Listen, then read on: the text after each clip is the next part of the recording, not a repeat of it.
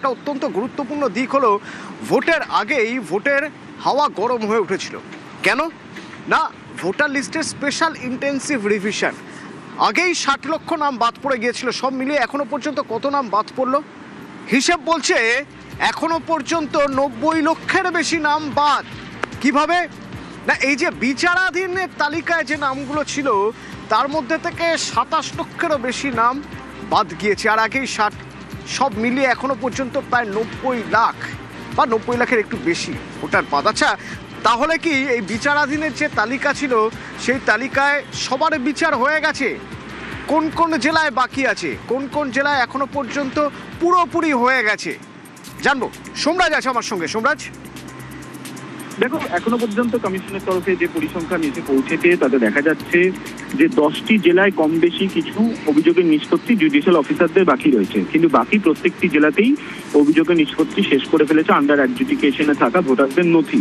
এবং দেখা যাচ্ছে সেখানেই মুর্শিদাবাদ জেলায় সংখ্যার দিক থেকে সব থেকে বেশি নাম বাদ পড়েছে। মুর্শিদাবাদ জেলায় নাম বাদের সংখ্যা, যেটা ইতিমধ্যেই পরিসংখ্যান এসে পৌঁছেছে, তাতে দেখা যাচ্ছে মুর্শিদাবাদ জেলায় নাম বাদ পড়েছে 4,55,137, যেখানে মুর্শিদাবাদ জেলা এখনো পর্যন্ত জুডিশিয়াল অফিসাররা অভিযোগের নিষ্পত্তি করেছেন 10,88,808টি। তার মধ্যে দেখা যাচ্ছে 4,55,137টি অভিযোগের যেগুলো অবৈধ ভোটার হিসেবে চিহ্নিত করেছে মুর্শিদাবাদ জেলায় জুডিশিয়াল অফিসাররা।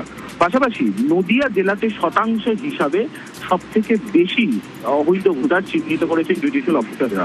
নদিয়া জেলায় 2,69,740টি অভিযোগের নিষ্পত্তি করতে হচ্ছে জুডিশিয়াল অফিসারকে, সেখানে দেখা যাচ্ছে 2,08,626টি ভোটারকে তারা অবৈধ বলে চিহ্নিত করেছেন। অন্যদিকে উত্তর চব্বিশ পরগনা জেলাতে দেখা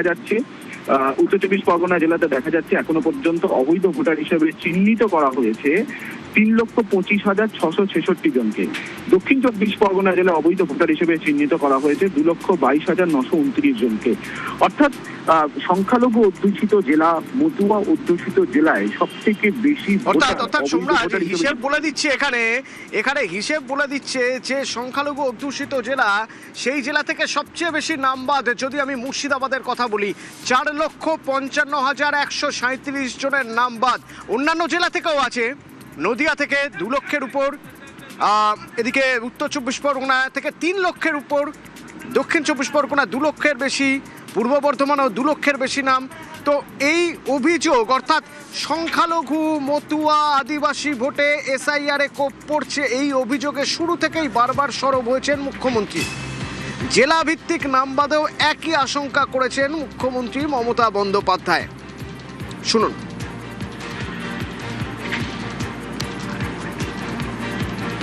আমরা সেই বক্তব্য শোনাবো। তো সোমরাজ, আমরা বলছিলাম শুধুমাত্র সংখ্যালঘু অধ্যুষিত মুর্শিদাবাদ থেকেই 4 লাখের উপরে নাম বাদ।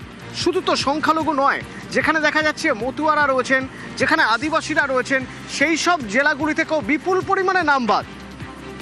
দেখো, এক্ষেত্রে তুমি যদি নজর রাখো কোচবিহার জেলার ওপর, রাজবংশী অধ্যুষিত জেলা কোচবিহার জেলা, সেই কোচবিহার জেলাতেও দেখা যাচ্ছে, যদি তুমি পরিসংখ্যান দেখো, কোচবিহার জেলাতেও দেখা যাচ্ছে যে আন্ডার অ্যাডজুডিকেশনে ছিল 2,38,107টি ভোটারের নাম। সেখানেই দেখা যাচ্ছে 1,20,725 জনের নাম বাদ দেওয়া হয়েছে, অর্থাৎ তারা অবৈধ ভোটার হিসেবে চিহ্নিত করা হয়েছে।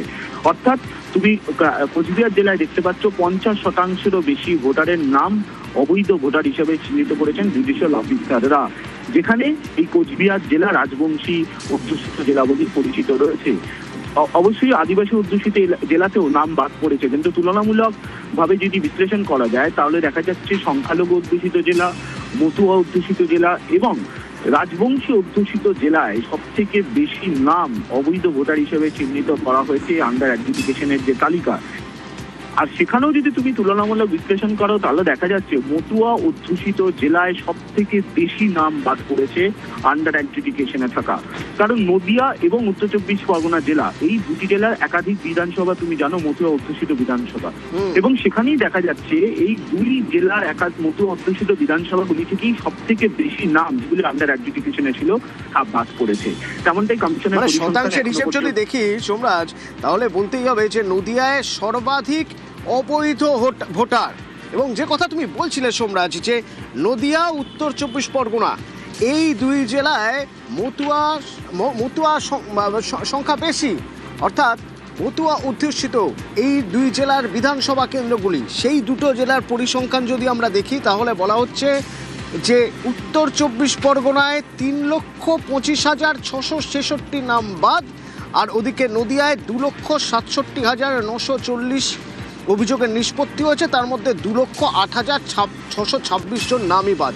এবং অত্যন্ত গুরুত্বপূর্ণ রাজবংশী ভোটার কোচবিহারের একটা বিস্তীর্ণ অঞ্চলের ভোটার, তারা রাজবংশী। কোচবিহারে বিচারাধীনদের মধ্যে 45% নাম বাদ।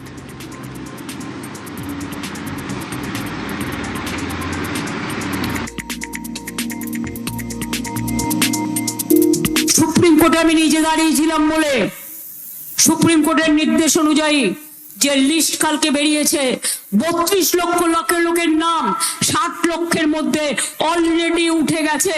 আর বাদ বাকিটাও আমরা চেষ্টা করব, ট্রিব্যুনালে আমরা চেষ্টা করব। অনেক নাম বাদ গেছে মুর্শিদাবাদে, উত্তর দিনাজপুরে, মালদাতে, দক্ষিণ 24 পরগনায়, নদিয়ায় উকুন বেছে বেছে নাম বাদ দিয়েছে, বাগদায় মতুয়াদের নাম বাদ দিয়েছে। এমনকি আমার ভবানীপুর কেন্দ্রেও 40,000 নাম কেটে দিয়েছিল।